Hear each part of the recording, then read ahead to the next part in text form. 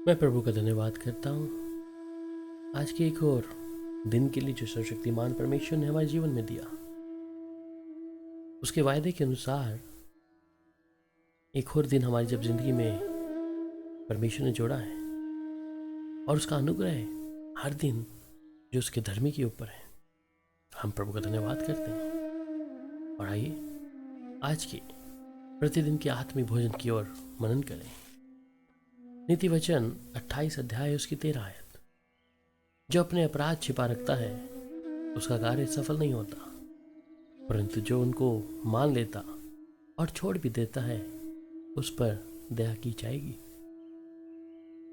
नीति वचन की इस किताब में हम पढ़ते हैं कि जो व्यक्ति अपने गुनाहों को, अपने पाप को छुपाए रखता है वो जीवन में उस सफलता को प्राप्त नहीं कर सकता। चाहे वो बेशक अपने जीवन में बहुत ऊंचाई पे जा चुका हो, चाहे अपने जीवन में बहुत कुछ संसारिक तौर पे पा लिया हो, परंतु परमेश्वर की ओर से उसके काम सफल नहीं हो सकते। परंतु वहीं पर वचन में लिखता है कि यहोवा परमेश्वर मनों को जांचने वाला यहोवा प्रभु है, जो मनों को जांचता है, मनों के अंदर जांचता है। और हमारे मनों में जांचने वाला परमेश्वर ही हमारी हर एक बातों को जानता है, किस मनुष्य के भीतर क्या चल रहा है। कोई मनुष्य हमारे जीवन के विषय में नहीं जान सकता हमारे जीवन में क्या चल रहा है, हमारे मन में हम क्या सोच रहे हैं, परंतु एक है यहोवा परमेश्वर, जो परमेश्वर हमारे मन की बातों को जानता है। और जानने के साथ साथ वो परमेश्वर अपनी दया और करुणा के अनुसार हम पर दया करता है। मेरे प्यारों, जब हम आज नीति वचन 28:13 में मनन कर रहे हैं, वो परमेश्वर के सामने कुछ भी छिपा नहीं है। उस परमेश्वर के सामने हमारा भविष्य, हमारा भूतकाल, हमारी इस समय की स्थिति को भी परमेश्वर जानता है कि हमारा आने वाला समय भी कैसा होगा, हमने क्या क्या योजनाएं बनाई हैं, हम किस जीवन में अपने किस प्रकार प्रभु के साथ वफादार हैं या नहीं। इसलिए अय्यूब कहता है, यदि मैंने आदम के समान अपना अपराध छिपाकर अपने अधर्म को ढांप लिया हो। मेरे प्रियो, उस परमेश्वर ने जब अपने वचन के अनुसार हमसे वायदा किया है कि जो अपने गुनाहों को मान लेता है और छोड़ देता है उस पर दया की जाएगी। परंतु जब हम अपने अपराधों को छुपाने की कोशिश करते हैं, कई बार ऐसा होता है कि मनुष्य सोचता है कि कोई परमेश्वर मुझे देख नहीं रहा, मेरे गुप्त के काम किसी को मालूम नहीं है। परंतु परमेश्वर का कलाम कहता है कि उसकी नजरें उसके लोगों पर निरंतर लगी रहती है। इसलिए वो परमेश्वर हम जो भी रोजमर्रा की जिंदगी में कर रहे हैं, चाहे अपने गुप्त कमरे के अंदर ही क्यों ना हो, हम अपने माता पिता से क्यों ना दूर हो, अपनी पति पत्नी से दूर होकर, चाहे ऐसी कोई भी चीज अगर हम छुप कर रहे हैं, तो परमेश्वर की नजरें निरंतर हमें देख रही हैं। इसलिए भजन संहिता में कहता है कि तेरी आत्मा से भागकर मैं कहाँ जाऊं प्रभु। हम उसकी आत्मा से भागकर नहीं जा सकते और ना हमारा कोई अपराध परमेश्वर के सामने छिप सकता है।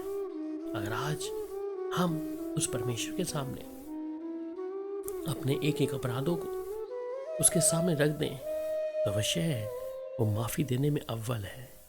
वो हमारे जो काम, जो चीजें हमें अब तक जिंदगी में मिलना चाहिए और नहीं मिल पाई, परमेश्वर के सामने जब अपने गुनाहों को मान लेंगे तो परमेश्वर हमें फिर से नया और ताजा करेगा। और वो कहता है, परंतु जो उनको मान लेता है और छोड़ भी देता है उन पर दया की जाएगी। या अगर हमारे जीवन में आज ऐसा कोई पाप है जिसके लिए हमने माफी नहीं मांगी है, तो आज हम उस परमेश्वर के सामने माफी मांग लें। इसलिए पहला यूहन्ना 1:8 में कहता है, यदि हम कहें कि हम में कुछ भी पाप नहीं, तो अपने आप को हम धोखा देते हैं और हम में सत्य है ही नहीं। मेरे प्यारों, हम में से कोई भी व्यक्ति नहीं है जो धर्मी है, जिसने पाप ना किया हो, परंतु यीशु मसीह का लहू हमें सब पापों से आज़ादी देता है।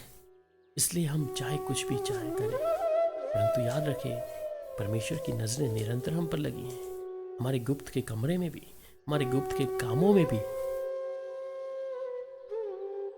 इसलिए हम अपने जीवन को परमेश्वर के सामने समर्पित कर दें। जीता जागता भावता हुआ उस परमेश्वर के सामने सौंप दें कि परमेश्वर हमारे सब कामों को सफलता दे और हम उसके सामने बेदाग हों, बिना पाप के हों, पाप रहित हों। आज अगर हम परमेश्वर के सामने इस वचन पे मनन कर रहे हैं तो हमारा विश्वास होना चाहिए कि मैं आज अपने विश्वास से परमेश्वर के सामने अपने अपराधों को छिपा के नहीं रखूंगा, परंतु मैं अपने गुनाहों को परमेश्वर के सामने मान लूंगा, जिससे मुझ पर परमेश्वर की दया निरंतर होती जाए और आप पर ही नहीं, आपके घराने पर, आपकी आने वाली पीढ़ियों पर भी परमेश्वर की दया निरंतर होती जाएगी। आइए प्रार्थना करें। सर्वशक्तिमान परमेश्वर पिता, हम धन्यवाद करते हैं एक बार फिर से आपका इस सुंदर समय के लिए। परमेश्वर, आपके वचन को जब हमने पढ़ा है और इसको सुना है कि जो अपने अपराध को छिपा रखता है उसके कार्य कभी सफल नहीं होते। आज अगर हम बहुत सालों से, बहुत महीनों से विश्वास तो कर रहे हैं, प्रभु पर एक नामधारी विश्वासी तौर पर ही जी रहे हैं, और हमारे जीवन में हम देखते हैं कि जहाँ मुझे होना है मैं नहीं हूँ, तो इसी समय पवित्र आत्मा हमारी मदद करे और हम सब प्रभु के सामने अपने आप को प्रभु समर्पित करते हैं कि हमारे पापों को, हमारे अपराधों को एक एक करके आपके सामने रख दें और परमेश्वर की दया हम पर हो। प्यारे पिता, आज एक एक भाई बहन से आप बात करें और कोई भी पाप का स्वभाव अगर उन्हें अंदर ही अंदर समाप्त कर रहा है तो आज उस पाप के ऊपर विजय दें प्रभु, कि तेरे बेटा बेटी प्रभु जीवन में एक सही निर्णय लें और परमेश्वर आपको पहला स्थान दें, आपके नाम में बढ़ते जाएं और फिर से पाप ना करें, जिससे परमेश्वर की दया निरंतर उनके जीवन में होती रहे। पिता, आपका धन्यवाद प्रार्थना सुनने के लिए प्रभु यीशु मसीह के नाम से, आमीन। प्रभु यीशु मसीह की शांति आप सबके साथ हो। शालोम।